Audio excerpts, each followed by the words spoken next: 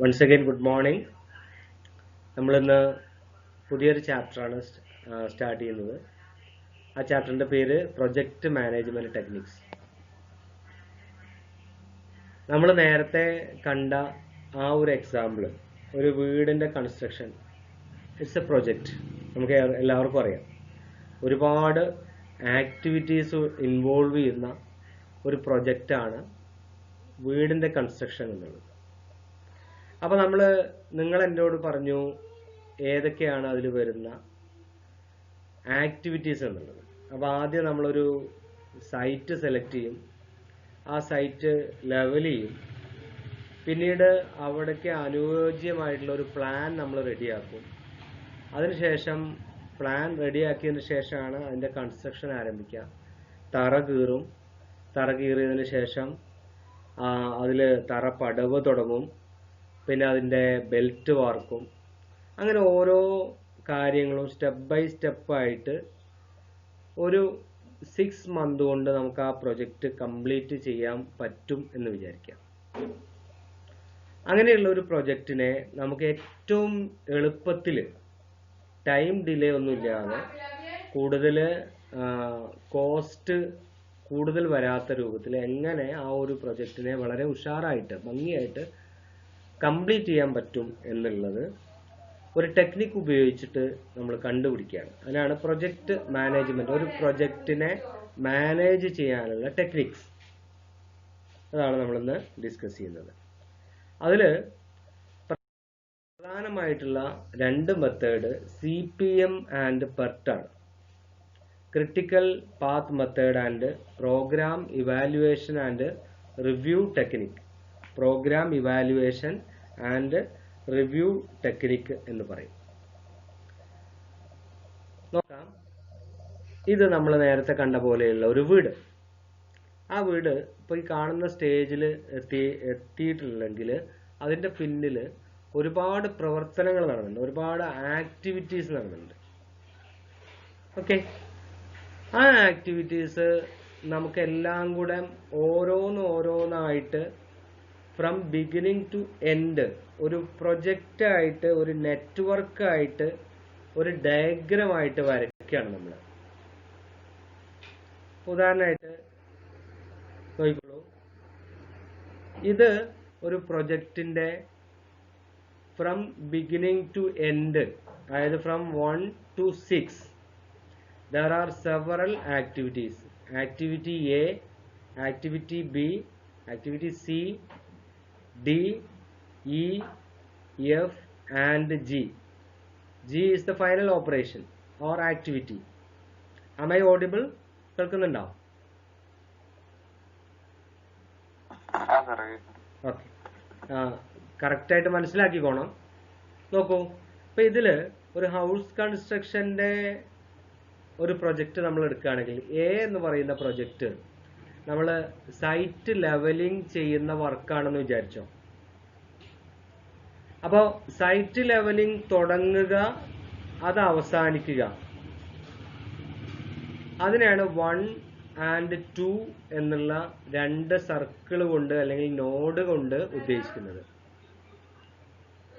ഇവിടെ A എന്ന് പറയുന്നത് ആ ഒരു വർക്ക്, സൈറ്റ് ലെവൽ ചെയ്യുക എന്നുള്ള വർക്ക്. അപ്പോൾ ഒന്ന് ആലോചിച്ച് നോക്കിയേ, സൈറ്റ് ലെവലിംഗ് സ്റ്റാർട്ട് ചെയ്തു, എൻഡ് ചെയ്തു. സൈറ്റ് ലെവലിംഗ് സ്റ്റാർട്ട് ചെയ്തു, 2 അത് എൻഡ് ചെയ്തു.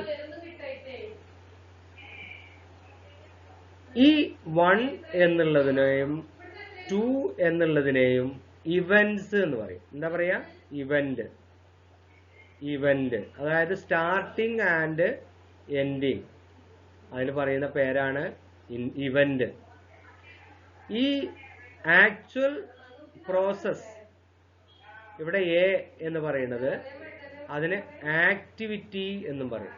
അപ്പൊ ഇതിൽ കുറച്ച് ടേംസ് നമുക്ക് അറിയണം. അതിൽ പറയുന്നത് ടേംസിനെ നമുക്ക് മനസ്സിലാക്കിക്കോണം. ആക്ടിവിറ്റി. അപ്പൊ ഇതില് എത്ര ആക്ടിവിറ്റീസ് ഉണ്ട്? 1, 2, 3, 4, 5, 6, 7. So this project network includes 7 activities. Clear? മനസ്സിലാവുണ്ടോ?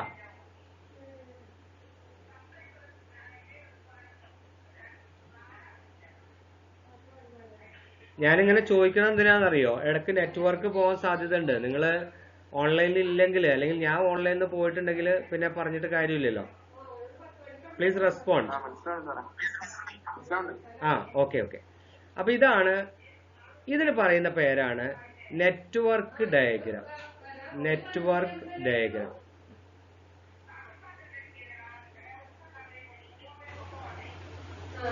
നെറ്റ്വർക്ക് ഡയഗ്രാം ഇതാണ് നമ്മൾ CPM അല്ലെങ്കിൽ പെർട്ട് എന്ന് പറഞ്ഞ് പഠിക്കുന്നത്. ചെറിയ വ്യത്യാസമാണ് CPMലും പെർട്ടിലുള്ളത്. CPM എന്ന് പറഞ്ഞാൽ ക്രിട്ടിക്കൽ പാത്ത് മെത്തേഡ്, പെർട്ട് എന്ന് പറഞ്ഞാൽ programme evaluation and review technique. അത് 1 by 1 ആയിട്ട്. അപ്പൊ ഇത് നമ്മൾ പറയുന്നതിന് മുമ്പ് നമ്മൾ ഓരോന്ന് അതിന്റെ സാങ്കേതികമായിട്ടുള്ള വശങ്ങൾ പറഞ്ഞാൽ അത് നിങ്ങൾക്ക് മനസ്സിലാവില്ല. അതുകൊണ്ടാണ് ജസ്റ്റ് ആ ഹൗസ് കൺസ്ട്രക്ഷൻ എന്താണ്, അതുമായിട്ട് റിലേറ്റഡ് ആയിട്ടുള്ള ആക്ടിവിറ്റീസ് എന്തൊക്കെയാണ് വരുന്നത് എന്നുള്ളതിൽ നമ്മൾ തുടങ്ങിയത്. നോക്കൂ, നമ്മളുടെ അതിന്റെ നെറ്റ്വർക്ക് ടെക്നിക്സ് കുറേ അധികം ഉണ്ട്. പ്രൊജക്ട് മാനേജ്മെന്റ് ടെക്നിക്സ് എന്ന് പറയും. അതിൽ ആദ്യത്തെ 2 കാര്യമാണ് നമ്മളിപ്പോൾ പറഞ്ഞത്. എന്താണ് പറഞ്ഞത്? ഒന്ന് ക്രിട്ടിക്കൽ പാത്ത് മെത്തേഡും പിന്നെ പ്രോഗ്രാം ഇവാലുവേഷൻ ടെക്നിക്കും നമ്മൾ നേരത്തെ. ബാക്കിയുള്ള കാര്യങ്ങൾ നമുക്ക് പഠിക്കാനുള്ളതല്ല, നിങ്ങളത് ഓർത്തിരുന്നാൽ മതി. ജസ്റ്റ് ആപ്ലിക്കേഷൻ ഓഫ് CPM അതാണ് നമ്മൾ ഡിസ്കസ് ചെയ്യുന്നത്. നോക്കിയോ, construction of civil and mechanical projects ഒരു ആപ്ലിക്കേഷനാണ്. Electrical and electronic product manufacturing and assembling മറ്റൊരു ആപ്ലിക്കേഷനാണ്. Equipment maintenance, plant maintenance and overhauling, setting up new industries, shifting the manufacturing location from one place to another. ഇതൊക്കെ ഓരോ project ആണ്. ഇപ്പൊ നമ്മൾ പറഞ്ഞ ബിൽഡിങ്ങിന്റെ പ്രൊജക്റ്റ് മാത്രമല്ല ഇതിൽ വരുന്നത്. അതൊരു എക്സാമ്പിളിന് വേണ്ടിയിട്ട് ഞാൻ പറഞ്ഞതാണ്. ഓക്കെ, ദെൻ നോക്കാം. പ്രോഗ്രാം ഇവാലുവേഷൻ ടെക്നിക്സ് എന്ന് നമ്മൾ പറയുന്ന അതിന്റെ application research and development, military operation, design and development of new product innovation, weather forecasting. Weather the spelling is not correct. WEATHER ആണ് weather forecasting. So this method PERT, program evaluation and review technique, is used for these types of activities. Then scope of CPM, scope of critical path method. It helps in ascertaining time schedule. ഒരു time ഷെഡ്യൂളിൽ ഉറപ്പ് വരുത്താൻ നമുക്ക് സാധിക്കും. Control by the management become easy. Better and detailed planning possible. Encourages discipline. It provides standard method to communicate project plan. Identify most critical activities. It permits an accurate forecast of resources and requirement. എത്ര resources ആവശ്യമുണ്ട് എന്നുള്ളത് നമ്മൾ കണ്ടുപിടിക്കാൻ പറ്റും. അതാണ് CPMന്റെ scope. നോക്കൂ, നമ്മൾ നേരത്തെ ഹൗസ് കൺസ്ട്രക്ഷനിൽ പറഞ്ഞ പോലെ എക്സ്കവേഷൻ ഓഫ് ഫൗണ്ടേഷൻ ഒരു ആക്ടിവിറ്റിയാണ്. കുറച്ച് ആക്ടിവിറ്റീസിന് എക്സാമ്പിൾ പറയുന്നത് മാത്രം കേട്ടോ. പ്ലേസിംഗ് ഓഫ് ഫൗണ്ടേഷൻ കോൺക്രീറ്റ് മറ്റൊരു ആക്ടിവിറ്റിയാണ്. കൺസ്ട്രക്ഷൻ ഓഫ് വാൾസ് മറ്റൊരു ആക്ടിവിറ്റിയാണ്. വയറിംഗ് ആൻഡ് ഇലക്ട്രിഫിക്കേഷൻ വർക്ക് മറ്റൊരു ആക്ടിവിറ്റിയാണ്. പ്ലംബിംഗ് വർക്ക് ഒരു ആക്ടിവിറ്റിയാണ്. ദെൻ ഒന്ന് നോക്കൂ, നമ്മളിപ്പോൾ പറഞ്ഞ എക്സാമ്പിളിലുള്ള എക്സ്കവേഷൻ ഓഫ് ഫൗണ്ടേഷൻ നമ്മൾ ആക്ടിവിറ്റിക്ക് ഉപയോഗിക്കുന്ന സിമ്പൽ A ആണ്. ഈ ആക്ടിവിറ്റി കംപ്ലീറ്റ് ചെയ്യാൻ 15 ദിവസം എടുക്കും എന്ന് വിചാരിക്കുക. അപ്പൊ ഇവിടെ ഒരു ആക്ടിവിറ്റി ഉണ്ട്. ആ ആക്ടിവിറ്റിന്റെ പേര് അല്ലെങ്കിൽ സിമ്പൽ A എന്നുള്ളതാണ്. അവിടുത്തെ ഡ്യൂറേഷൻ 15 days ആണ്. അപ്പൊ നമ്മൾ ആ ആക്ടിവിറ്റി സിംബോളിക് ആയിട്ട് എങ്ങനെയാണ് റെപ്രസെന്റ് ചെയ്തത്? A15. അതാണ് നമ്മൾ ഫസ്റ്റിലെ എക്സാമ്പിൾ പറഞ്ഞത്. Am I audible? Okay. Then placing of foundation, concrete, activity the symbol B ആണ്, duration 6 ആണ്, symbolic representation B6 or B26 എങ്ങനെ വേണമെങ്കിലും പറയാം. Then construction of walls, activity symbol C, 21 days, then C21. ഇവിടെ നമുക്ക് ഒന്നുകിൽ 1, 2 എന്ന് കൊടുക്കാം, ഇവിടെ 3, 4 എന്ന് കൊടുക്കാം, ഇവിടെ 5, 6 എന്ന് കൊടുക്കാം. ഓക്കെ, ഇങ്ങനെയാണ് നമ്മളൊരു നെറ്റ്വർക്ക് ഡയഗ്രാം കൺസ്ട്രക്ട് ചെയ്യാനുള്ള ഫസ്റ്റ് സ്റ്റെപ്പ്. നമ്മൾ ഫസ്റ്റ് എക്സാമ്പിൾ കണ്ടു, ഓരോ ആക്ടിവിറ്റികളും കൂടി ഒരു പ്രൊജക്റ്റ് ആവുകയാണ്. ആ പ്രൊജക്റ്റിന് ടോട്ടൽ ഒരു ഡ്യൂറേഷൻ കൊടുക്കുകയാണ്. അപ്പൊ നമ്മുടെ കോമൺ സെൻസ് വെച്ച് ആലോചിച്ചാൽ മനസ്സിലാവും, ഒരു പ്രൊജക്റ്റിൽ എക്സ്കവേഷൻ ഓർ ഫൗണ്ടേഷന് 15 ദിവസം വേണം, ഫൗണ്ടേഷൻ കോൺക്രീറ്റിന് 6 ദിവസം വേണം, വാള് കൺസ്ട്രക്ട് ചെയ്യാൻ 21 ദിവസം വേണം. അപ്പൊ ഈ വാള് കൺസ്ട്രക്ട് ചെയ്യുന്നത് വരെ എത്ര ദിവസം വേണ്ടി വരും? ടോട്ടൽ ഡേയ്സ് എത്ര വേണ്ടി വരും? 15 + 6 + 21, 27 + 5, 32, 42 days. Total 42 days. ക്ലിയർ? 42 ദിവസം വേണം. പക്ഷെ അതിന്റെ ഇടക്ക് ചില ആക്ടിവിറ്റീസ് നമുക്ക് ഒരേ സമയം ചെയ്യാൻ പറ്റും. ആലോചിച്ച് നോക്കിയേ, വയറിങ്ങിന്റെ പൈപ്പ് ഇടുന്ന സമയത്ത് നമുക്ക് പ്ലംബിങ്ങിന്റെ വർക്കും ചെയ്യാം, ശരിയല്ലേ? അതുപോലെ ചുമര് കെട്ടുന്ന സമയത്ത് തന്നെ നമുക്ക് വേണമെങ്കിൽ അതിനടക്കുള്ള പൈപ്പ് ഇടാം. അപ്പൊ ഒരേ സമയത്ത് ചെയ്യാൻ പറ്റുന്ന ആക്ടിവിറ്റീസ് ഉണ്ട്. അപ്പൊ ഈ ഫസ്റ്റിൽ നമ്മൾ പറഞ്ഞ എക്സ്കവേഷൻ ഓഫ് ഫൗണ്ടേഷൻ 15 ദിവസം എന്ന് പറയുമ്പോൾ അതിനിടക്ക് ചെയ്യാൻ പറ്റുന്ന ആക്ടിവിറ്റീസിന് ആ 15 ദിവസം തന്നെ മതി, കൂടുതൽ എക്സ്ട്രാ വേണ്ട. എക്സ്കവേഷൻ നടക്കുന്ന സമയത്ത് തന്നെ കുറെ കാര്യങ്ങൾ നമുക്ക് ചെയ്യാൻ പറ്റും. കോൺക്രീറ്റിന്റെ ഫൗണ്ടേഷൻ നടക്കുന്ന സമയത്ത് വേറെ കുറെ കാര്യങ്ങൾ ആക്ടിവിറ്റീസ് ചെയ്യാൻ പറ്റും. അപ്പൊ ഇതൊക്കെ കൂട്ടിയിട്ട് നമ്മൾ എല്ലാം കൺസിഡർ ചെയ്തിട്ട് നമുക്കൊരു ആ ഒരു പ്രൊജക്റ്റ് എത്ര ദിവസം കൊണ്ട് കംപ്ലീറ്റ് ചെയ്യാൻ പറ്റും എന്നുള്ളത് നെറ്റ്വർക്ക് ഡയഗ്രാം ഉപയോഗിച്ചിട്ട് കണ്ടെത്തുകയാണ് നമ്മൾ ചെയ്യുന്നത്. ഇവിടെ ഇതാണ് ഇവന്റ് എന്ന് പറയുന്നത്. This is activity and this is event. ഇവന്റും ആക്ടിവിറ്റിയും തമ്മിലുള്ള വ്യത്യാസം മനസ്സിലായോ? ഉദാഹരണമായിട്ട് നമ്മളൊരു കാറിൽ യാത്ര ചെയ്യാണ്. കാറിൽ യാത്ര ചെയ്യാന്നുള്ളത് ആക്ടിവിറ്റിയാണ്. കാർ സ്റ്റാർട്ട് ചെയ്യാന്നുള്ളത് ഇവന്റ് ആണ്. നമ്മൾ എവിടെയാണോ ചെന്ന് നിൽക്കുന്നത് അല്ലെങ്കിൽ കാർ സ്റ്റോപ്പ് ചെയ്യുക എന്നുള്ളത് മറ്റൊരു ഇവന്റ് ആണ്. ഇതാരും ഇനി മറക്കാൻ പാടില്ല. Difference between activity and event.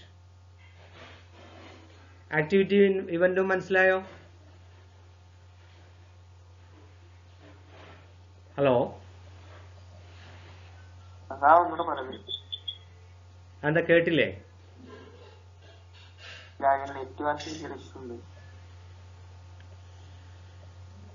അത് ഞാൻ റെക്കോർഡഡ് വേർഷൻ തരാം കേട്ടോ.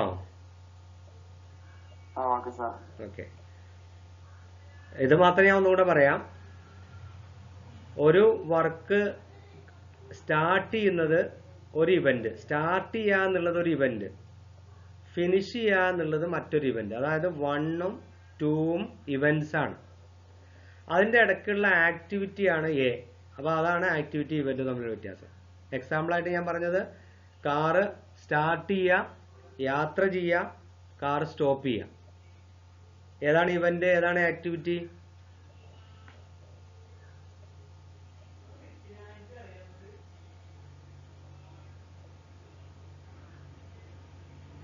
ഹലോ?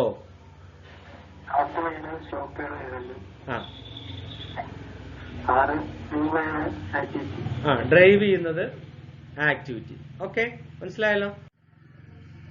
ഇനി ഇങ്ങനെ ഇവന്റ്സ് പലതരത്തിലുണ്ടാവും. കുറെ ആക്ടിവിറ്റികൾ വന്നിട്ട് ഒരു ഇവന്റിൽ മെർജ് ചെയ്യും എന്ന് പറഞ്ഞാൽ എന്താ?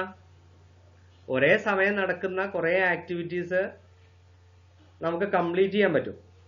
എന്നിട്ട് ആ ഇവന്റ് അവിടുന്ന് നമുക്ക് വേറെ ആക്ടിവിറ്റി സ്റ്റാർട്ട് ചെയ്യാൻ പറ്റും.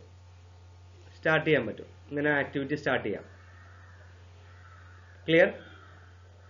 ബ്രസ്റ്റ് ഇവന്റ് എന്ന് പറഞ്ഞാല് ഈ ഇവന്റിൽ നിന്ന് പിന്നീട് കൂടുതൽ ആക്ടിവിറ്റീസ് സ്റ്റാർട്ട് ചെയ്യുന്നുണ്ട്. ഇത് ആക്ടിവിറ്റി 1, ഇത് ആക്ടിവിറ്റി 2. വേണമെങ്കിൽ ഒരു ആക്ടിവിറ്റി കൂടെ കൊടുക്കാം. ആക്ടിവിറ്റി റെപ്രസെന്റ് ചെയ്യണത് എങ്ങനെയായിരിക്കും? ഒരു ആരോ. ഈ ആരോന്റെ ലെങ്ത് ആണ് ആക്ടിവിറ്റി ഡ്യൂറേഷൻ. അത് പക്ഷെ നമ്മൾ മെഷർമെന്റ് എടുത്തിട്ടൊന്നും അല്ല വരയ്ക്കുക. അത് റെപ്രസെന്റ് ചെയ്യണത് അതിനെയാണെന്ന് മാത്രം. ഓക്കെ, നോക്കൂ. സക്സസർ ആൻഡ് പ്രെഡിസസർ ഇവന്റ് എന്താണ്? 2 എന്ന് പറയുന്ന ഇവന്റിന്റെ മുമ്പ് നടക്കുന്ന ഇവന്റ്, അത് ദാറ്റ് ഈസ് 1. 4 എന്ന് പറയുന്ന ഇവന്റിന്റെ മുമ്പ് നടക്കുന്ന ആക്ടിവിറ്റീസ് ആണ് 2, 1 ആൻഡ് 3. 2 എന്ന് പറയുന്ന ആക്ടിവിറ്റിയുടെ സക്സസർ ഇവന്റ് ആണ്. അതായത് ആക്ടിവിറ്റി കഴിഞ്ഞിട്ട് വരുന്ന ആക്ടിവിറ്റീസ് ആണ് 4ഉം 5ഉം. ഇതുമായിട്ട് റിലേറ്റഡ് ആയിട്ടുള്ള കുറച്ച് ടേംസ് പറയാണ്. ആക്ടിവിറ്റിന്റെ കേസിൽ അല്ലെങ്കിൽ ഓപ്പറേഷന്റെ കേസിൽ പ്രീ ഓപ്പറേഷൻ എന്ന് പറയും. Pre operation. അതുപോലെ പോസ്റ്റ് ഓപ്പറേഷൻ. ഇവിടെ ഏതാണ്? ബി എന്ന് പറയുന്ന ആക്ടിവിറ്റിയുടെ പ്രീ ഓപ്പറേഷൻ ആണ് എ. എന്ന് പറയുന്ന ആക്ടിവിറ്റിയുടെ അല്ലെങ്കിൽ ഓപ്പറേഷന്റെ പോസ്റ്റ് ഓപ്പറേഷൻ ആണ് ബി. തമ്മിൽ അങ്ങോട്ടും ഇങ്ങോട്ടും നമുക്ക് കമ്പയർ ചെയ്യാം. ഓക്കെ, ഇവിടെ 2 pre operations and 1 post operation. A, B, C എന്ന് പറയുന്ന ആക്ടിവിറ്റിയുടെ പ്രീ ഓപ്പറേഷൻസ് ആണ്. അതുപോലെ സി എന്ന് പറയുന്നത് എ, ബി എന്ന് പറയുന്ന ആക്ടിവിറ്റിന്റെ പോസ്റ്റ് ഓപ്പറേഷൻ ആണ്. ഇതൊക്കെ നമ്മൾ വീടിന്റെ കൺസ്ട്രക്ഷനിൽ വരും. നമ്മൾ ആ രൂപത്തിൽ ആലോചിച്ചാൽ മതി. Then dummy activity. Network diagram നമ്മൾ വരയ്ക്കുന്ന സമയത്ത് ഈ കെ എന്ന് പറയുന്ന ഇവന്റും ഐ എന്ന് പറയുന്ന ഇവന്റും ഒരു റിലേഷൻ ഉണ്ടാക്കാൻ വേണ്ടിയിട്ട് നമ്മൾ ആക്ച്വലി ഇല്ലാത്തൊരു ആക്ടിവിറ്റി അവിടെ വെറുതെ കൊടുക്കും. അതിനാണ് ഡമ്മി ആക്ടിവിറ്റി എന്ന് പറയാം. എന്താണ് ഡമ്മി ആക്ടിവിറ്റി? ആക്ച്വലി അങ്ങനെ ഒരു ആക്ടിവിറ്റി ഇല്ല. പക്ഷെ there is a relation between K and I. That means after completion of K only we can start the activity, this activity. Suppose this is activity D. So there is a relation with I and K. So we can draw a dummy activity. Actually there is no such activity, but to get that relation we can draw a dummy activity with the dotted line. Here you can see dotted line. So dummy activity. So network diagram with and without dummy activity. This is with dummy activity and this is without dummy activity. Then we will learn another term, that is earliest finishing time. ഒരു activity ഏറ്റവും നേരത്തെ complete ചെയ്യാനുള്ള നമ്മൾ expect ചെയ്യുന്ന ഒരു time. ഇപ്പോൾ ഉദാഹരണമായിട്ട് plumbing വർക്കാണെന്ന് വിചാരിച്ചോ. Am I audible?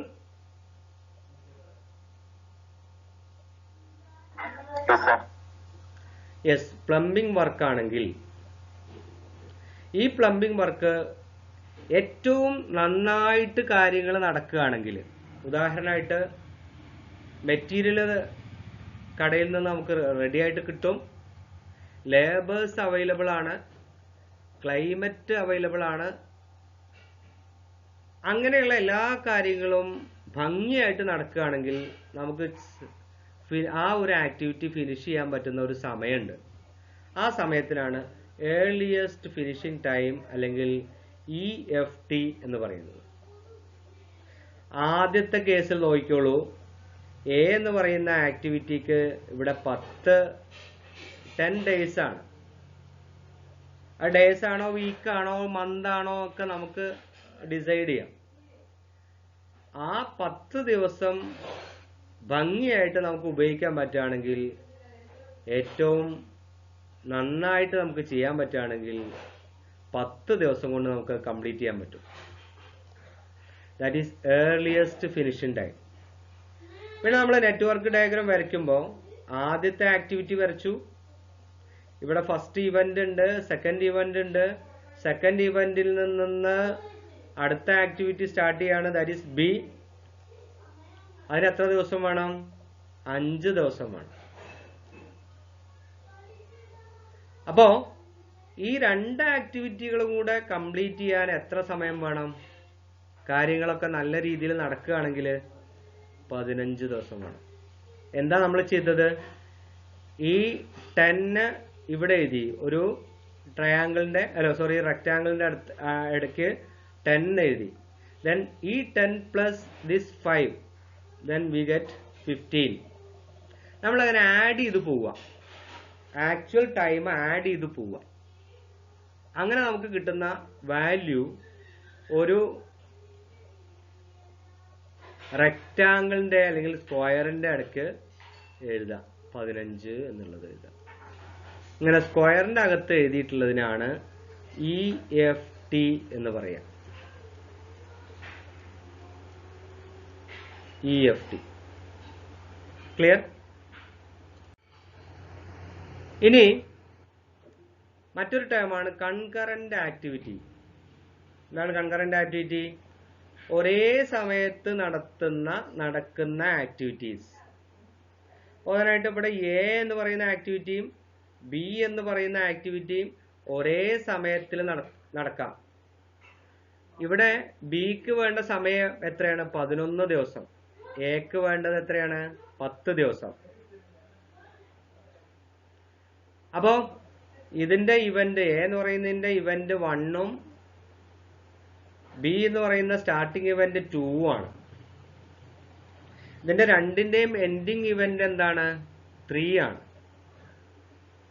ഒരേ സമയത്ത് നടത്താം എന്ന് പറഞ്ഞാൽ എ എന്ന് പറയുന്ന ആക്ടിവിറ്റി കംപ്ലീറ്റ് ചെയ്യാൻ 10 ദിവസവും ബി എന്ന് പറയുന്ന ആക്ടിവിറ്റി കംപ്ലീറ്റ് ചെയ്യാൻ 11 ദിവസം ആവുമ്പോൾ ടോട്ടൽ 21 ദിവസം വേണ്ട. ടോട്ടൽ 21 ദിവസം ആവശ്യമില്ല. എത്ര ദിവസമേ ആവശ്യമുള്ളൂ? 11 ദിവസത്തിനുള്ളിൽ ഈ 2 ആക്ടിവിറ്റിയും കംപ്ലീറ്റ് ചെയ്യാൻ നമുക്ക് സാധിക്കും. ക്ലിയർ? മനസ്സിലായോ?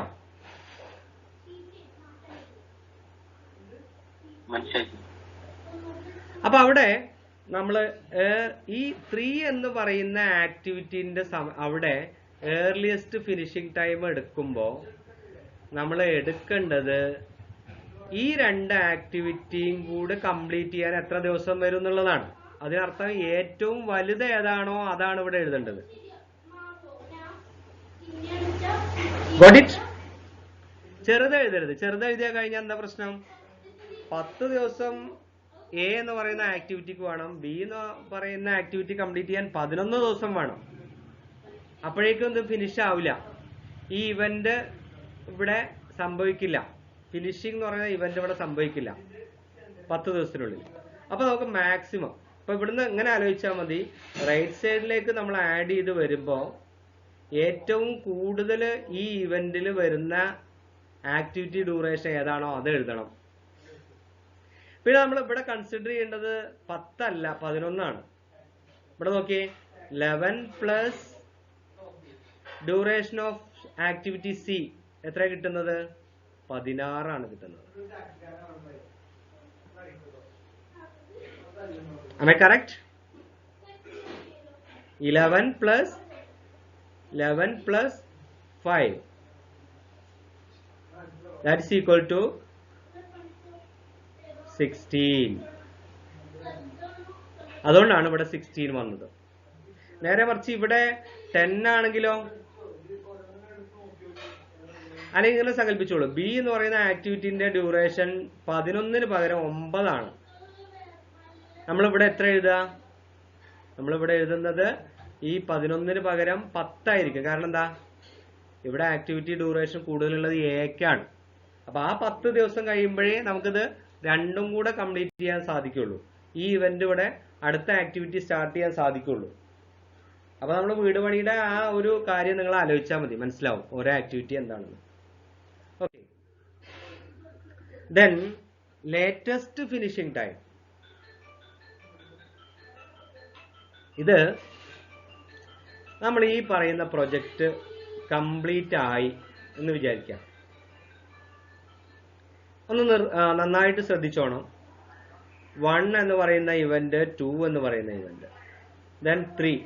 ഇവിടെ 1 to 2 here is an activity, its duration is 2. then earliest finishing time is 2. ഇവിടെ 2 ആണ്. then അടുത്ത ആക്ടിവിറ്റി C, അതിന്റെ ആക്ടിവിറ്റി ഡ്യൂറേഷൻ 4 ആണ്. 2 plus 4 ഇവിടെ എത്രയാണ് ശരിക്കും വേണ്ടത്? 6 ആണ് വേണ്ടത്. പക്ഷെ ഇവിടെ കറക്റ്റ് എത്രയാണ്? 15 ആണ്. എന്തുകൊണ്ടാണ് അങ്ങനെ വന്നത്? ഈ വഴിക്കും ആക്ടിവിറ്റീസ് വരുന്നുണ്ട്. നോക്കിയേ, ബി എന്ന് പറയുന്ന ആക്ടിവിറ്റി ഡ്യൂറേഷൻ 7 ആണ്. ഇവിടെ നമ്മൾ 7 എന്ന് എഴുതി. then 7 plus 8, ഡി എന്ന് പറയുന്ന ആക്ടിവിറ്റിന്റെ ഡ്യൂറേഷൻ 8 ആണ്.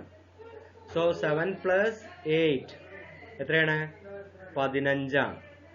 അപ്പൊ ഇവിടെ ഏറ്റവും വലിയ ആക്ടിവിറ്റി ഡ്യൂറേഷൻ ആണ് നമ്മളിവിടെ എഴുതേണ്ടത്, ഏർലിയസ്റ്റ് ഫിനിഷിംഗ് ടൈം. അതിന്റെ ലോജിക്ക് നിങ്ങൾക്ക് പിടികിട്ടിട്ടുണ്ടാവും, നേരത്തെ നമ്മൾ പറഞ്ഞതാണ്. ഈ 15 ദിവസത്തിന്റെ ഉള്ളില് ഈ 2 ആക്ടിവിറ്റി കംപ്ലീറ്റ് ചെയ്തേക്കാം, പക്ഷെ നമുക്ക് ഇത് കൂടെ കംപ്ലീറ്റ് ചെയ്യാനുണ്ട്. എങ്കിൽ മാത്രമേ ഈ എന്ന് പറയുന്ന ആക്ടിവിറ്റി തുടങ്ങാൻ സാധിക്കുള്ളൂ. ഏതുപോലെ? ഇപ്പൊ വീടിന്റെ വാളും അതുപോലെ പൈപ്പ് ഇടലും ഇലക്ട്രിഫിക്കേഷന്റെ വർക്കും പ്ലംബിങ്ങിന്റെ വർക്കും ഒക്കെ ഒരേ സമയത്ത് കംപ്ലീറ്റ് ചെയ്തതിന് ശേഷം മാത്രമാണ് നമുക്ക് മെയിൻ സ്ലാബ് വാർക്കാൻ പറ്റുള്ളൂ എന്ന് വിചാരിച്ചോ. അപ്പൊ ഈ മെയിൻ സ്ലാബ് വാർക്കാൻ, ഈ എന്ന് പറയുന്ന ആ ഒരു ആക്ടിവിറ്റി മെയിൻ സ്ലാബ് വാർക്കലാണെങ്കിൽ ഈ ചെറിയ ആക്ടിവിറ്റികൾ, അതായത് പ്ലംബിങ്, വയറിങ്, ഇതും കൂടെ കംപ്ലീറ്റ് ചെയ്യാൻ നമുക്ക് വെയിറ്റ് ചെയ്യണം. അപ്പൊ 15 ദിവസം ആവും. കൺഫ്യൂഷൻ ആവണ്ട, വളരെ സിമ്പിൾ ആയിട്ട് എടുത്താൽ മതി. ദെൻ അടുത്തത് 15 ദിവസം ആയി. ഇനി അടുത്ത മെയിൻ സ്ലാബ് കോൺക്രീറ്റ് എന്ന് പറഞ്ഞ വർക്കിന് 10 ദിവസം വേണം. അപ്പൊ എത്രയായി? 15 plus 10 25 ആയി. അവിടെ കൺഫ്യൂഷൻ ഒന്നുമില്ല, കാരണം ഇവിടെ വേറെ ആക്ടിവിറ്റി ഒന്നുമില്ല. ഇനി ഇതില് ലേറ്റസ്റ്റ് ഫിനിഷിംഗ് ടൈം. എന്താണ് ലേറ്റസ്റ്റ് ഫിനിഷിംഗ് ടൈം? അത് നമ്മൾ കണ്ടുപിടിക്കുകയാണ്. അതിന് വേണ്ടിയിട്ട് ഇനി നമ്മൾ ആദ്യം ഇങ്ങോട്ടാണ് ആഡ് ചെയ്ത് പോയത്, റൈറ്റ് സൈഡിലേക്ക്. ഇനി ലെഫ്റ്റ് സൈഡിലേക്ക്, ബാക്കിലേക്ക് ആഡ് ചെയ്ത് പോവാണ്. അപ്പൊ ആദ്യം നമുക്ക് ഇവിടെ ഒരു പ്രൊജക്റ്റ് ഡ്യൂറേഷൻ കിട്ടി. അത് 25 ആണ്, 25 ഡേയ്സ് ആണ്. നമ്മൾ ആ 25 ഡേയ്സ് എന്നുള്ളത് ഏറ്റവും പ്രശ്നമായിട്ടും നമുക്ക് ഫിനിഷ് ചെയ്യാൻ പറ്റുകയാണെങ്കിൽ 25 ദിവസമാണ് നമ്മൾ എക്സ്പെക്ട് ചെയ്യുന്നത്.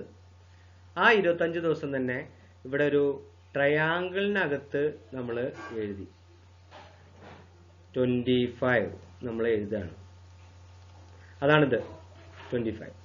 ഇനി ഇവിടെ നിങ്ങോട്ട് സബ്സ്ട്രാക്ട് ചെയ്യാം. 25 minus duration of activity E. ഇങ്ങോട്ട് തിരിച്ചു പോരുകയാണ് നമ്മൾ. 25 മൈനസ് 10 എത്രയാണ്? 15. കൺഫ്യൂഷൻ ഇല്ല, കാരണം എന്താ? വേറെ ആക്ടിവിറ്റി ഒന്നുമില്ല, സംശയമൊന്നുമില്ലല്ലോ. 25 മൈനസ് 10 15. അതിവിടെ മറ്റൊരു ട്രയാങ്കിളിൽ എഴുതി. ദെൻ 15 മൈനസ് 4 ഇവിടെ 11 എഴുതി. then 11 മൈനസ് 2 ഇവിടെ എത്രയാണ് എഴുതേണ്ടത്? 9 ആണ് എഴുതേണ്ടത്. പക്ഷേ ഇവിടെ എഴുതിയിട്ടുള്ളത് 0 ആണ്. എന്തുകൊണ്ടാണെന്ന് നമുക്ക് നോക്കാം. ഇവിടെ ഇതുവഴി ആക്ടിവിറ്റീസ് ഉണ്ട്. So 15 minus 8 7 7 minus 7 0. ഇങ്ങോട്ട് നമ്മൾ പോരുമ്പോൾ, തിരിച്ചു പോരുന്ന സമയത്ത് നമ്മൾ എഴുതേണ്ടത് ഏറ്റവും കുറഞ്ഞ വാല്യൂ ആണ്. അങ്ങോട്ട് പോകുമ്പോൾ ഏറ്റവും കൂടുതൽ വാല്യൂ ആണ് എഴുതേണ്ടത്. മനസ്സിലായോ?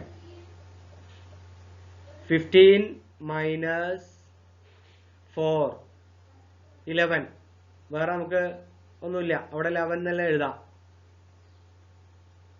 then 15 minus 8 7. കൺഫ്യൂഷൻ ഇല്ല.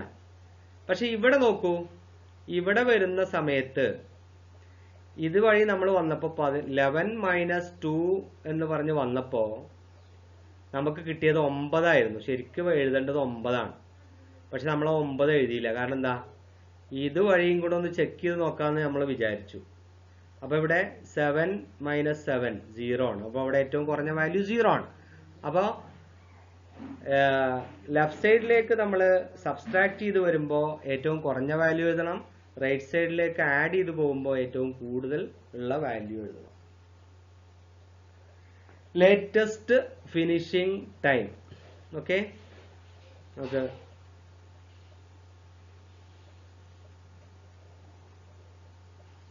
നോക്കാം.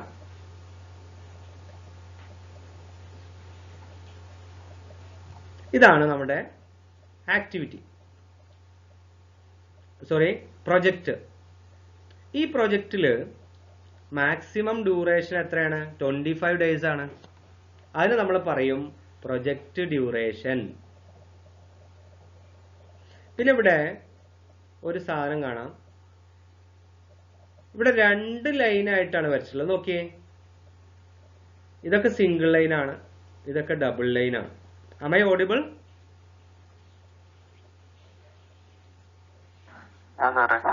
ഓക്കെ, ശരിക്കും ശ്രദ്ധിച്ചോണം. ഈ ലൈൻസ് ഇവിടെ 2 ഉണ്ട്. ഇതുണ്ടോ? ഇവിടെയും 2 ഉണ്ട്, ഇവിടെയും 2 ഉണ്ട്. എന്തുകൊണ്ടാണ് 2 ആരോ വരയ്ക്കാൻ കാരണം? അതിന് നമ്മൾ പറയുന്ന പേരാണ് ക്രിട്ടിക്കൽ പാത്ത്. എന്താണ് ക്രിട്ടിക്കൽ പാത്ത്? Critical path. എന്താണ് അതിന്റെ ക്രിട്ടിക്കൽ പാത്ത് എന്ന് പറയാൻ കാരണം? എന്താണ് അതിന്റെ ഒരു മാനദണ്ഡം?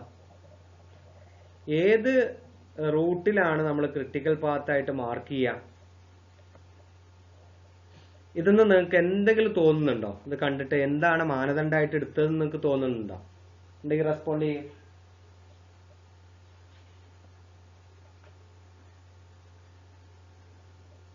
ആലോചിച്ച് നോക്ക്, എന്തുകൊണ്ടാണ് ആ റൂട്ടിൽ നമ്മൾ ക്രിട്ടിക്കൽ പാത്ത് മാർക്ക് ചെയ്തത്?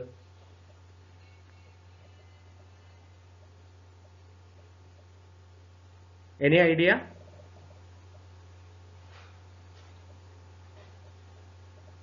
നോക്കൂ, ഇവിടെ ഏർലിയസ്റ്റ് ഫിനിഷിംഗ് ടൈം 25 ആണ്, ലേറ്റസ്റ്റ് ഫിനിഷിംഗ് ടൈം 25 ആണ്.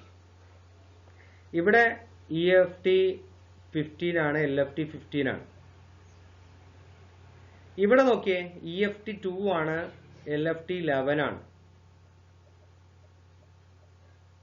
ഇവിടെ 7 7, ഇവിടെ 0 0. ക്രിട്ടിക്കൽ പാത്ത് നമ്മൾ മാർക്ക് ചെയ്യേണ്ടത് ഏത് റൂട്ടിലൂടെയാണോ EFTയും LFTയും സെയിം ആയിട്ട് വരുന്നത്, ആ ഇവന്റ്സ് കണക്ട് ചെയ്തുകൊണ്ടാണ് നമ്മൾ ക്രിട്ടിക്കൽ പാത്ത് മാർക്ക് ചെയ്യേണ്ടത്. അപ്പൊ അതിൽ ക്രിട്ടിക്കൽ പാത്ത് എന്ന് പറയാൻ കാരണം ഏറ്റവും ഇമ്പോർട്ടന്റ് ആയിട്ടുള്ള പാത്താണിത്. അതിൽ എന്തെങ്കിലും പ്രയാസം വന്നാൽ, ഡിലേ വന്നു കഴിഞ്ഞാൽ നമ്മുടെ പ്രൊജക്റ്റിനെ നന്നായിട്ട് ബാധിക്കും. ഉദാഹരണമായിട്ട് നോക്കിയേ, ഇവിടെ 7 8 ദിവസം ഉണ്ട്. അത് 15 ദിവസം ടോട്ടല്. ഈ ഇവന്റ് ഫിനിഷ് ചെയ്യാൻ 15 ദിവസം എടുക്കും. ഇവിടെ ഡിലേ വന്നു വിചാരിച്ചോ. ഈ ഡി എന്ന് പറയുന്ന ആക്ടിവിറ്റിയിൽ ഇവിടെ 8ന് പകരം ഒരു 12 ദിവസം എടുത്തു എന്ന് വിചാരിച്ചോ. എന്ത് സംഭവിക്കും? ഈ 15 ദിവസം ഉള്ളത് 19 ദിവസമാവും. പിന്നെ നമ്മൾക്ക് ടോട്ടൽ പ്രൊജക്ട് ഡ്യൂറേഷൻ എന്ന് പറയുന്നത് 19 + 10 29 ദിവസമാവും. അപ്പൊ ക്രിട്ടിക്കൽ പാത്തിനെ അത് ബാധിക്കും. നേരെ മറിച്ച് നോക്കൂ, നമുക്ക് ഇവിടെ ഈ 2 വർക്കും ഫിനിഷ് ചെയ്യാൻ 15 ദിവസം ഉണ്ട്. ഇവിടെ നമുക്ക് 2 ദിവസം, ഈ 2 ദിവസം എന്നുള്ളത് 4 ദിവസം എടുത്തു കഴിഞ്ഞാൽ എന്തെങ്കിലും പ്രശ്നമുണ്ടോ? Please respond. ഉണ്ടോ? പ്രൊജക്ട് ഡ്യൂറേഷനെ ബാധിക്കോ? ഇല്ല. അതേപോലെ ഇവിടെ 4 ദിവസം ഉണ്ട്. 4ഉം 2ഉം 6 ദിവസം എടുക്കുന്നതിന് പകരം നമ്മളൊരു 10 ദിവസം എടുത്തു എന്ന് വിചാരിക്കാം. പ്രൊജക്റ്റിനെ ബാധിക്കൂല. നമുക്ക് എത്ര ദിവസം വരെ എടുക്കാം? 15 ദിവസം വരെ എടുക്കാം. നമുക്ക് സമയമുണ്ട്. അവിടെയാണ് നമ്മൾ ഏറ്റവും കൂടുതലുള്ള വാല്യൂ ഇവിടെ എഴുതാൻ കാരണം. കാരണം ഈ ആക്ടിവിറ്റി ഫിനിഷ് ചെയ്യാനും സമയം വേണം. അത് 15 ദിവസമാണ്. അപ്പൊ അത് ബാധിക്കില്ല. അങ്ങനെ ബാധിക്കുന്ന ആക്ടിവിറ്റീസ് തമ്മിൽ കണക്ട് ചെയ്തിട്ട് നമ്മൾ ലൈൻ വരയ്ക്കുന്നതാണ് ക്രിട്ടിക്കൽ പാത്ത്. ഇപ്പൊ ക്രിട്ടിക്കൽ പാത്ത് എന്താണെന്ന് മനസ്സിലായോ? മാനദണ്ഡം എന്താണ്? EFT LFT സെയിം ആയിട്ടുള്ള ഇവന്റ്സിനെ കണക്ട് ചെയ്ത് വരയ്ക്കുന്ന പാത്താണ് critical path. Is it okay? ഇതാണ് ഒരു പ്രൊജക്റ്റ് നെറ്റ്വർക്ക് ഡയഗ്രാം.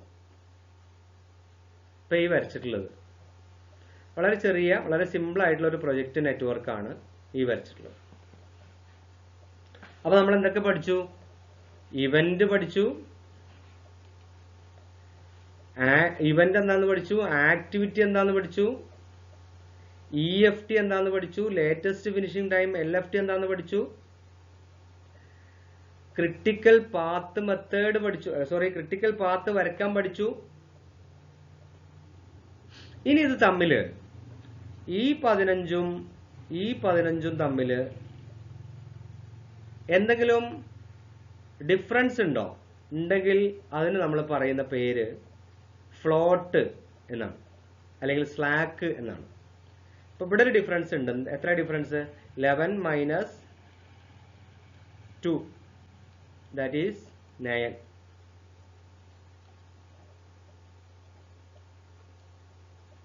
എന്താ കാരണം? ഇത് ക്രിട്ടിക്കൽ പാത്ത് അല്ല. ക്രിട്ടിക്കൽ പാത്തിൽ ഒരിക്കലും സ്ലാക്കോ അല്ലെങ്കിൽ ഫ്ലോട്ടോ ഉണ്ടാവില്ല. സ്ലൈഡിൽ നോക്കാം. ഇതാണ് ക്രിട്ടിക്കൽ പാത്ത്. സ്ലാക്ക് അല്ലെങ്കിൽ float LFT - EFT that is slack or float. ഇനി അതുമായിട്ട് റിലേറ്റഡ് ആയിട്ടുള്ള കുറച്ച് ടേംസ് നോക്കാം. ഇത് ക്രോസ് ചെയ്യുന്നതിന് കുഴപ്പമില്ല. ഒരു ആക്ടിവിറ്റി മറ്റൊരു ആക്ടിവിറ്റിയിലൂടെ ക്രോസ് ചെയ്യുന്നതിന് കുഴപ്പമില്ല. അതാണ് ഇവിടെ കാണിച്ചിട്ടുള്ളത്. വേണ്ട, ഇതൊരു ലൂപ്പ് നെറ്റ്വർക്ക് എന്ന് പറയും. ഇവിടെ ഡമ്മി ആക്ടിവിറ്റി വെച്ചിട്ടാണ് നമ്മൾ ആ ലൂപ്പ് ഉണ്ടാക്കിയിട്ടുള്ളത്. ഓക്കെ, ഡമ്മി ആക്ടിവിറ്റി കാണിക്കാൻ വേണ്ടിയിട്ട് ഒരു ഫിഗർ. ഇതതിന്റെ diagram. Activity A must be completed before activity B can begin. അതാണ് നമ്മളെ പ്രീ ഓപ്പറേഷൻ പോസ്റ്റ് ഓപ്പറേഷൻ നമ്മൾ നേരത്തെ പഠിച്ചത്. എയും ബിയും കൺകറന്റ് ആക്ടിവിറ്റീസ് ആണ്. ഒന്നുകൂടെ മനസ്സിലാക്കാൻ വേണ്ടിയിട്ട് കൊടുത്തതാണ്. ഇത് രണ്ടും കൺകറന്റ് ആയിട്ടാണ്. But activity C can start only after both activities A and B are completed. C എന്ന് പറയുന്ന ആക്ടിവിറ്റി സ്റ്റാർട്ട് ചെയ്യണമെങ്കിൽ എയും ബിയും കംപ്ലീറ്റ് ചെയ്യണം. പിന്നെ ഇതിൽ നോക്കിയേ, ആക്ടിവിറ്റി B സ്റ്റാർട്ട് ചെയ്യണമെങ്കിൽ A കംപ്ലീറ്റ് ചെയ്യണം, C കംപ്ലീറ്റ് ചെയ്യണമെങ്കിൽ A കംപ്ലീറ്റ് ചെയ്യണം. മനസ്സിലായില്ലേ? പക്ഷെ ബിയും സിയും ഒരേ സമയത്ത് നടത്താൻ സാധിക്കും. ഓക്കെ, ദെൻ ഇത് നമുക്ക് എന്ത് ചെയ്യാൻ പറ്റും? ഇങ്ങനെ തന്നിട്ട് ആക്ടിവിറ്റി A, ആക്ടിവിറ്റി B, അതിന് രണ്ടും മുമ്പ് ഒരു ആക്ടിവിറ്റി ഇല്ല.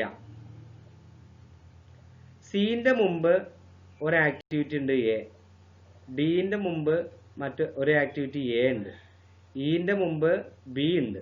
അങ്ങനെ ആ ഒരു റിലേഷൻ ഇങ്ങനെയാണ് കൊടുക്കുക. ചോദ്യം എങ്ങനെ വരിക? ഇനി നിങ്ങൾ ആ എഴുതിയതിന്റെ കൂടെ ടൈമും കൂടെ എഴുതാം. 4, 3, 2, 7, 6, 4, 2 വീക്കാണ്, weeks. Okay, ABCDEFG, AABCDE, then time estimate week 4, 3, 2, 7, 6, 4, 2. പെട്ടെന്ന് എഴുതിക്കേ.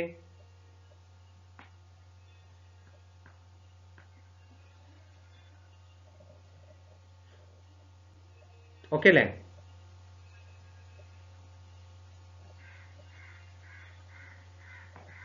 ഹലോ,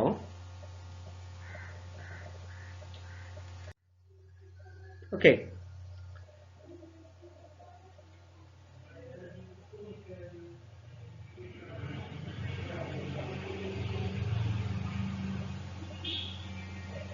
ഓക്കെ, അപ്പോൾ നമ്മൾ ഇന്ന് തൽക്കാലം വൈൻഡപ്പ് ചെയ്യാണ്. നിങ്ങളുടെ ഇന്നത്തെ അസൈൻമെന്റ് എന്ന് പറഞ്ഞാൽ ഇതും കൂടെ, ഇപ്പം ഞാൻ തന്ന ഒരു ആക്ടിവിറ്റി ഉണ്ടല്ലോ, അതും കൂടെ നിങ്ങൾ എഴുതണം. പിന്നെ ഇമ്പോർട്ടൻ്റ് ആയിട്ടുള്ള 2-3 ക്വസ്റ്റ്യൻസ് ഞാൻ അസൈൻമെന്റിൽ ഇടും.